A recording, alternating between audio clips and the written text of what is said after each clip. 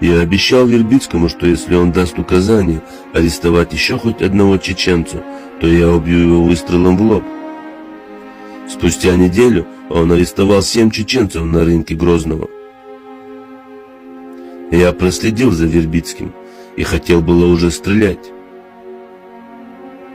Но он стоял ко мне спиной, и я не убил его.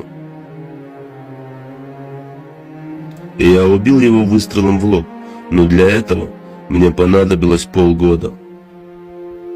Ровно 110 лет назад перестало биться сердце бесстрашного сына чеченского народа, Зелимхана Карачаевского.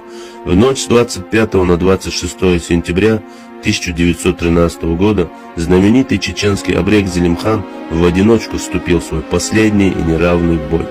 Да будет доволен тобою Аллах, а мы будем помнить тебя вечно.